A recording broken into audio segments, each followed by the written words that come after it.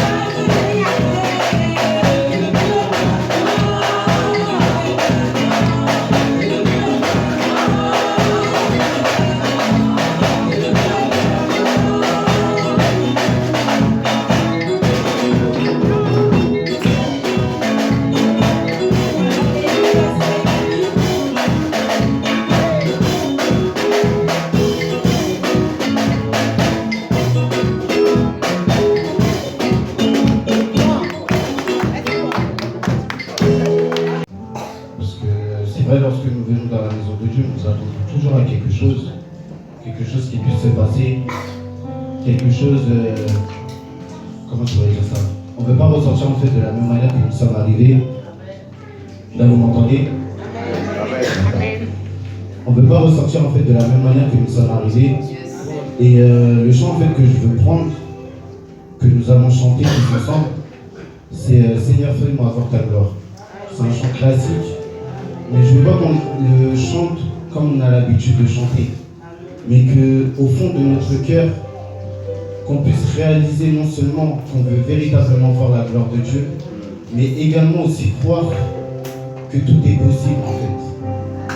Parce que lorsque nous demandons à voir la gloire de Dieu, nous devons réaliser aussi qu'il est possible de voir la gloire de Dieu, mais nous devons mettre également notre foi en action. Donc c'est pour cela que je vous invite à vous lever, vous allez chanter avec moi.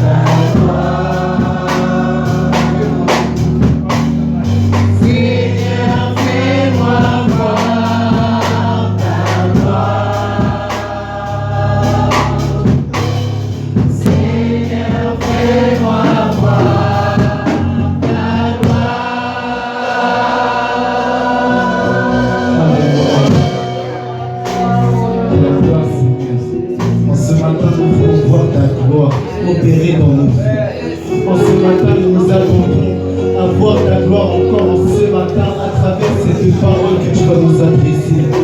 Seigneur, je ne sais pas comment mes frères et sœurs sont venus en ce matin.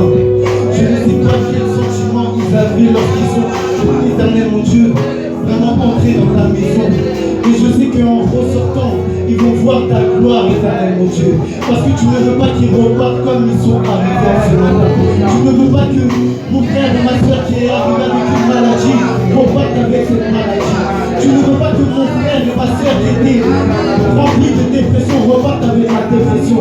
Mais en ce matin, ce matin, tu vas voir la gloire de Dieu. En ce matin, si tu crois, tu verras la gloire de Dieu.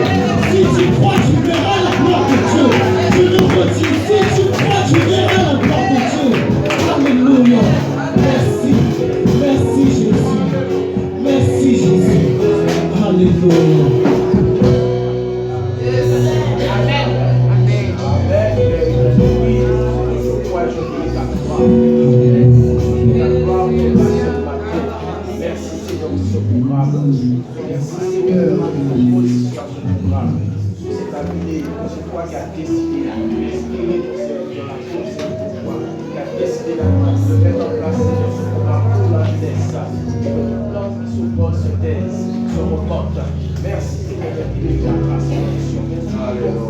Merci encore, Père éternel. Tu as déroulé comme tu l'as prévu. Et je te donne gloire. Je libère ta parole. Je libère tes serviteurs, Seigneur Dieu. Et que nous prions pour toute personne. Gloire à toi. Amen. Amen. Vous pouvez vous asseoir. Soyez bénis.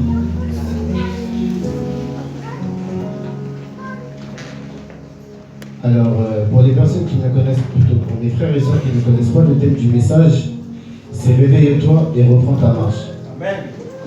Tiré de Apocalypse 3, du verset 1 à 3. Donc, on va le reprendre ensemble.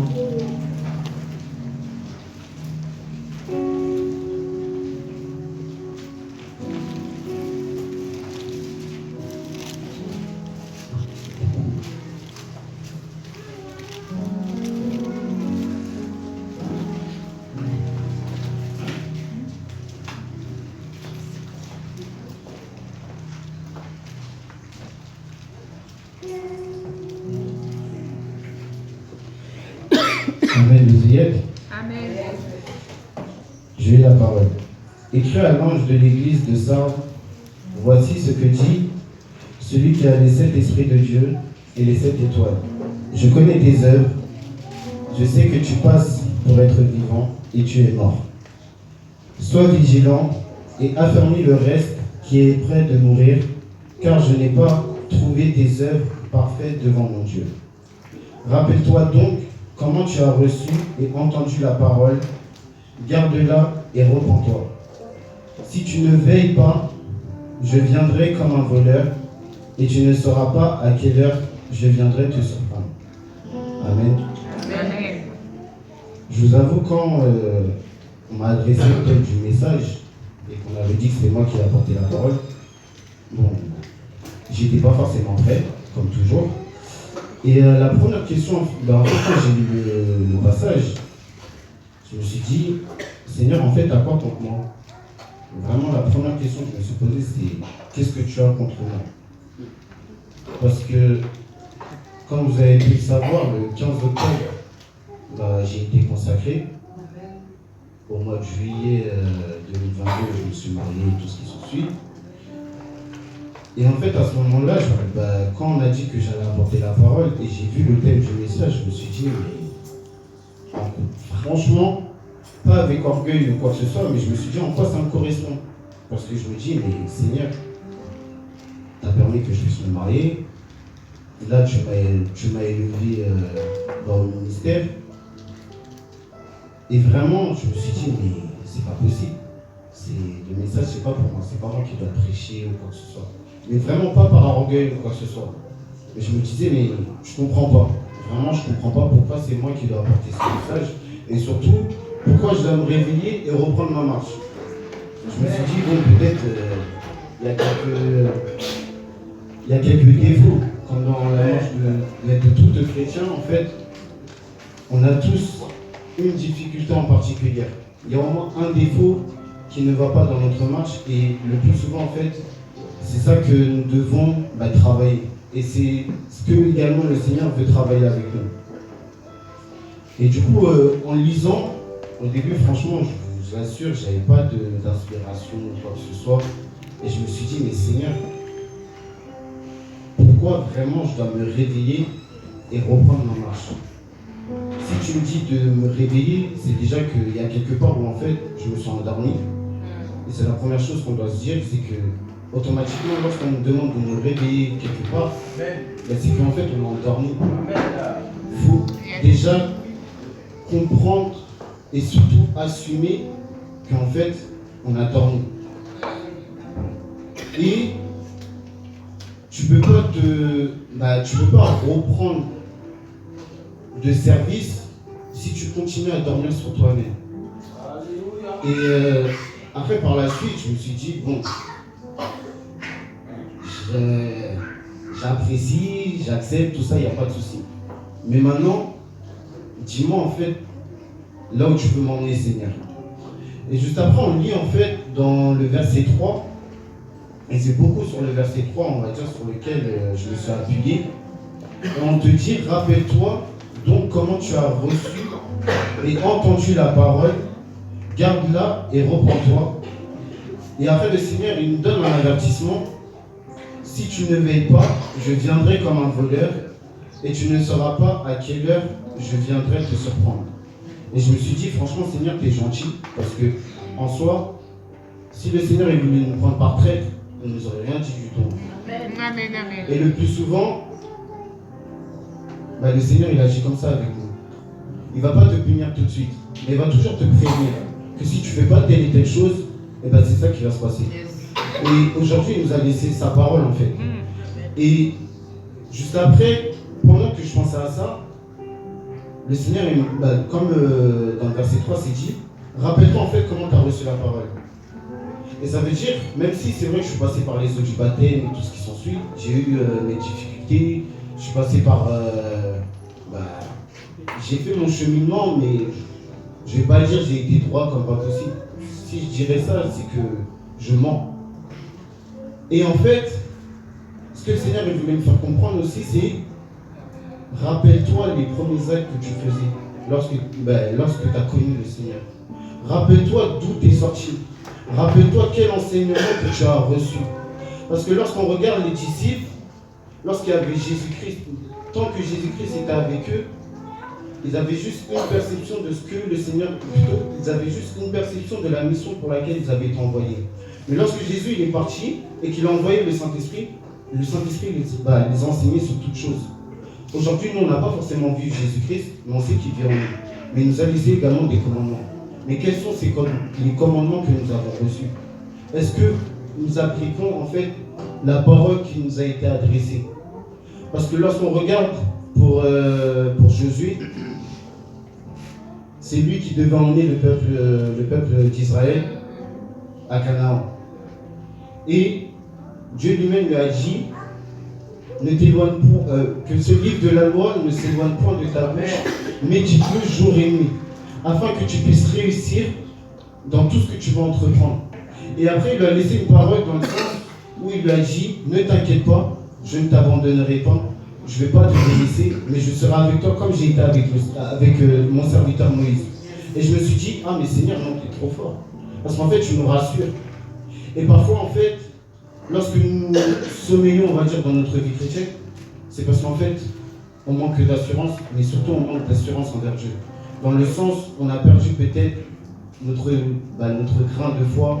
On s'est attardé, comme ça a été dit tout à l'heure, par rapport à toutes les choses qui peuvent se passer en fait dans le monde. On s'est conformé peut-être par rapport à ce que le monde fait aujourd'hui, alors qu'on sait qu'on sert un grand Dieu. Et par la suite, quand j'étais en train de cogiter et tout, franchement, je suis resté sur ça.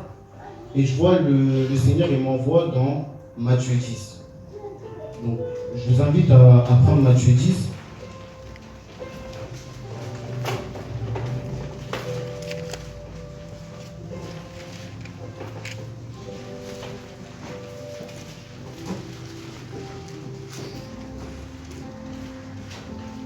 Amen. Amen. Puis, ayant appelé ses 12 disciples, il leur donna le pouvoir de chasser les esprits impurs et de guérir toute maladie et de toute infirmité. Bon, après, on dit, je vais quand même le lire. Voici le nom des 12 apôtres. Le premier, Simon, appelé Pierre, et André, son frère, Jacques, fils de Zébédée, et Jean, son frère, Philippe et Barthélemy, Thomas et Matthieu, le publicain, Jacques, fils d'Alphée, et Thaddée, Simon le Cananite, et Judas l'Iscariote, celui qui livra Jésus. Et après, en fait, avoir les appelés, dans le verset 5, il est dit, tels sont les 12 que Jésus envoya après leur avoir donné les instructions suivantes. Et juste après, il est dit, n'allez pas vers les païens et n'entrez pas dans les villes des Samaritains, allez plutôt vers les brebis perdues de la maison d'Israël. Allez prêcher et dites, le royaume des cieux est proche. Guérissez les malades, ressuscitez les morts, purifiez les lépreux, chassez les démons. Voici, vous avez reçu gratuitement, donnez gratuitement. Et après, quand j'ai lu le passage, je me suis dit, mais en tant que nous, en tant que chrétiens, en tant que lumière, comme on dit, et c'est pas moi qui le dis, mais c'est la parole, je me suis dit, mais ils sont où tous ces actes-là en fait? Et c'est à partir de ce moment-là où je me suis dit, mais en fait c'est ça le Seigneur, il a contre nous, c'est que normalement nous sommes censés refléter tout cela. Les instructions qu'il nous a laissées, ben c'est ça en fait qu'on est censé justement apporter au monde. Mais c'est vrai qu'en lisant au tout début, au verset 2, il y a marqué, n'allez pas vers les païens et n'entrez pas dans les villes des Samaritains. Je vous avoue, hein, j'ai dit, mais franchement la phrase que j'ai dit, mais Seigneur, t'es égoïste. Vous allez comprendre pourquoi je dis ça. Parce que nous voyons, il a dit, n'allez pas vers les païens et n'entrez pas dans les villes des Samaritains, mais allez plutôt vers le peuple d'Israël. Et je me suis dit, mais en fait, pourquoi tu es allé vers le peuple d'Israël et tu n'es pas venu pour nous? Et je me suis dit, mais attends, c'est pas possible. Là, moi, personnellement, je ne suis pas né d'une mère juive et d'un père juif. Et logiquement, nous tous qui sommes ici, nos parents ne sont pas forcément juifs. Et je me suis dit, mais c'est à travers en fait ce que j'ai pu comprendre et ce que le Seigneur m'a fait comprendre. Si on prend, par exemple, aujourd'hui, je dois passer le permis. Et lorsqu'on a le permis, c'est... Comment je pourrais dire ça? C'est une bonne nouvelle. Et automatiquement, si j'ai le permis, je n'irai pas voir un inconnu, je n'irai pas voir mon patron, je n'irai pas voir... En fait, je veux me tourner vers ma famille premièrement. Et c'est ce que le Seigneur il a fait. Avant de se tourner vers nous, il s'est tourné vers le peuple d'Israël. Pourquoi? Parce que comme on le dit, le salut vient des Juifs. Et il s'est d'abord retourné vers le peuple d'Israël, mais comme c'est écrit dans Jean 1, la lumière elle est venue chez les siens, mais les siens ne l'ont point reçue. Et par la suite, nous voyons que Jésus-Christ s'est tourné vers nous. Parce que nous avons voulu accepter ce cadeau. Nous avons voulu vraiment accepter cette bonne nouvelle. Pourtant, à la base, cette parole, elle n'était pas dédiée pour nous. Mais par la suite, le Seigneur nous a fait ce cadeau vraiment de se révéler à nous. Et je me suis dit, ah d'accord, maintenant je comprends pourquoi en fait tu t'es d'abord retourné vers eux. C'est pas en fait qu'il nous a exclus ou autre. Mais c'est que, pour n'importe, vraiment, que ce soit parent ou enfant, généralement il va toujours se tourner vers sa famille avant de se tourner vers un inconnu. Et l'inconnu, en fait, lorsqu'il va voir qu'il a reçu ce cadeau-là, il va chercher aussi à savoir en fait, comment tu as obtenu telle et telle chose. Et c'est ce qui s'est produit en fait. Certes, le peuple d'Israël n'a pas reçu Christ, mais aujourd'hui nous l'avons reçu. Non seulement nous l'avons reçu, mais aujourd'hui nous sommes censés aussi agir comme les apôtres que Jésus lui-même a choisi d'annoncer en fait. Et c'est ça que le Seigneur il veut pour le monde, c'est que nous puissions annoncer. Parce que lui-même il a dit, nous sommes le sel de la terre. Amen. Et en tant que sel, il ne faut pas que nous perdions aussi notre saveur. En tant que lumière, mais en fait, ce feu, clairement, si on est dans la lumière là, on sera tous dans le noir. Oui. Vraiment, on enlève tout ça. Je baisse les volets qu'il y a ici, on sera dans le noir, on ne va pas se reconnaître. Et avant, on était comme ça en fait, on ne se reconnaissait pas. Pourquoi? Parce qu'on marchait dans les ténèbres. Mais à partir du moment où Christ a fait de nous lumière, Amen. La donne, elle a changé. Amen. La donne, elle a changé, mais totalement. Et par la suite, il nous dit, plutôt par la suite, juste avant ça, on nous démontre aussi qu'il nous a équipés. Combien aujourd'hui sont peut-être dans les hôpitaux, combien aujourd'hui sont pauvres, sont rendus captifs dans leur vie et n'ont pas justement cette grâce d'entendre cette bonne nouvelle. Aujourd'hui, ce n'est pas Christ qui va le faire pour nous, mais c'est nous qui devons le faire avec Christ en fait. Amen. Et c'est ça toute la différence. C'est parce qu'il nous a envoyés comme il a envoyé ses disciples. Il nous a envoyés comme il a envoyé ses apôtres. Si aujourd'hui vous êtes choisis, si aujourd'hui vous avez cette possibilité en fait d'entendre la bonne parole, c'est parce que Christ vous a choisi pour une mission particulière. Et si justement le monde n'entend pas cette parole, ils vont continuer à dormir. Et si nous nous comportons comme le monde, ils ne verront pas la différence en fait chez le chrétien. Parce que justement si Christ était venu comme on va dire le monde raisonnait, aujourd'hui on n'aurait même pas été là à entendre la bonne parole. Si on regarde comment nous étions avant par le passé, il n'y a rien qui allait. Il n'y a vraiment rien qui allait chez nous. Mais par la suite, quand Christ il a touché juste aux petits défauts qu'il y avait chez nous, toute la donne elle a changé. Et c'est pour ça aujourd'hui nous l'avons accepté aussi dans notre vie. C'est parce que nous avons cru en cette parole, mais qui nous a aussi vraiment changé. Ça se trouve, il y a des personnes qui sont venues à Christ et juste avant ça, ils avaient le cancer. Ça se trouve qu'il y a des personnes qui sont venues à Christ, mais juste avant ça, ils passaient par la dépression ou autre. Et aujourd'hui, il nous a envoyés également. Parce que lui, si je reprends le passage, il est dit, il leur a donné le pouvoir de chasser les esprits impurs et de guérir toute maladie et toute infirmité. Et est-ce qu'aujourd'hui, nous continuons de voir justement ces miracles? Amen. Et pourtant, on a été envoyé pour cela en fait.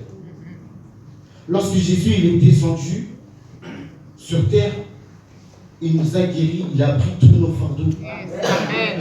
Tous nos fardeaux. Je ne sais pas quel fardeau, peuple de Dieu, tu peux avoir, mais Jésus-Christ, il les a pris. Il les a pris. Moi, si je prends par rapport à mon témoignage, comme je disais à ma soeur Monica, je lui avais dit, tu me vois comme ça aujourd'hui, je prêche, etc. Mais je n'étais pas du tout comme ça.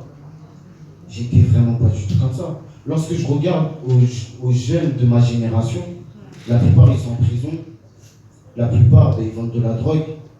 J'ai même, dernièrement, j'avais appris un camarade de classe, à l'heure actuelle il est encore en prison.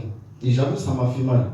Parce que je me suis dit, j'ai fait l'école primaire avec lui, on a fait le collège ensemble, mais après ça a arrêté.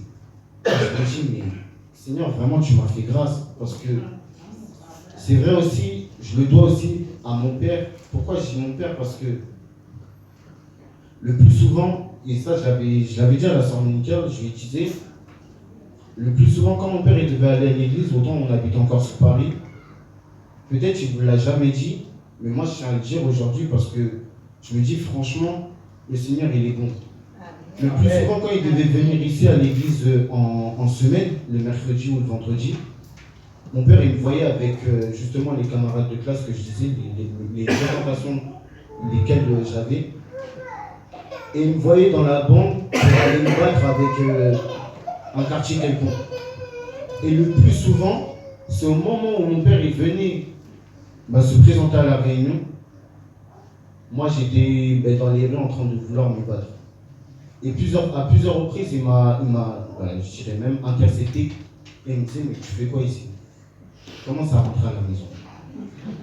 Et j'avoue, en prenant du recul, je me suis dit, mais combien de fois j'aurais pu mourir? Combien de fois j'aurais pu perdre ma vie? Combien de fois j'aurais pu même attrister mes parents? Parce que vraiment, je vous dis la vérité, même ma mère n'était même pas au courant. Des fois, elle me voyait rentrer tôt, des trucs comme ça. Je pense même elle devait être étonnée. Mais c'est parce que mon père, il m'avait intercepté alors que je risquais la mort, en fait. Et juste ça, aussi, c'est des instructions que parfois nos parents nous donnent. Dans le sens, ne fais pas telle et telle chose parce que tu ne sais pas qu'est-ce qui peut t'arriver.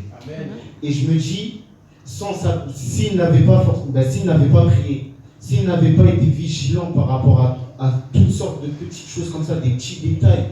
Moi, pour moi, à mes yeux, c'était des petits détails. Mais le Seigneur lui a donné une observation, mais vraiment, je n'aurais même pas les mots pour expliquer ça. Mais s'il ne m'aurait pas donné des conseils, des instructions, où je serais en fait. À l'heure actuelle, je ne pense même pas que je serais en train de parler devant vous. Parce que je me dis toutes les atrocités que je faisais par derrière, alors que parfois mes parents n'étaient pas forcément au courant. Et aujourd'hui, je suis là en train de prêcher. Je me dis non, franchement, c'est une grâce de Dieu. Amen. Et je pense qu'aujourd'hui, mon père est fier de moi également. Ça ne veut pas dire que c'est tout le temps la joie, des trucs comme ça. Mais je me dis franchement, merci. Papa, vraiment merci par rapport à cela. Merci parce que même la parole,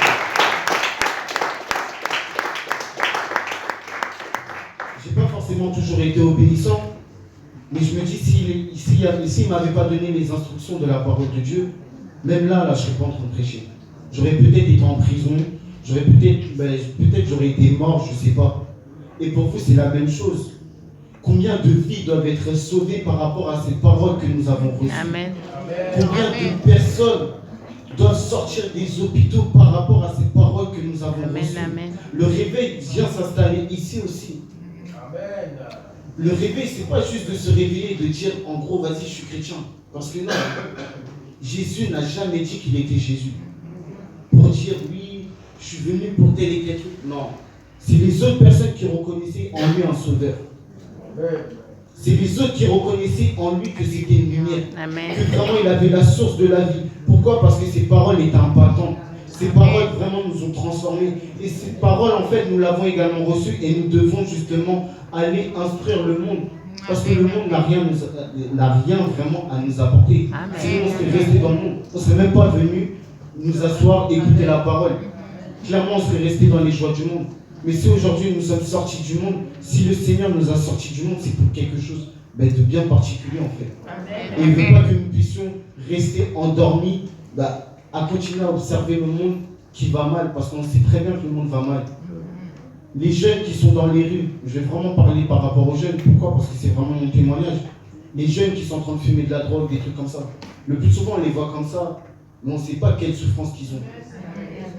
On ne sait vraiment pas quelle souffrance qu'ils ont. Les personnes de votre génération, peu importe ton âge, toi tu sais comment tu étais. Mais maintenant, aujourd'hui que tu as la parole, mets-toi à sa place. Parce que Christ, en vrai de vrai, s'est mis à notre place. Il a cherché à nous comprendre. Mais combien aujourd'hui, nous, quand je regarde, pourquoi le Seigneur nous demande de nous réveiller, est-ce que en vrai, on se pose la question, mais comment mon frère ou ma soeur ou la personne que je vois va en fait? Parce que le Seigneur, il s'interroge pour nos vies. Mais est-ce que nous, le plus souvent, nous nous interrogeons pour le frère ou la sœur qui est en train de périr dans le monde? Et ça aussi, c'est un réveil.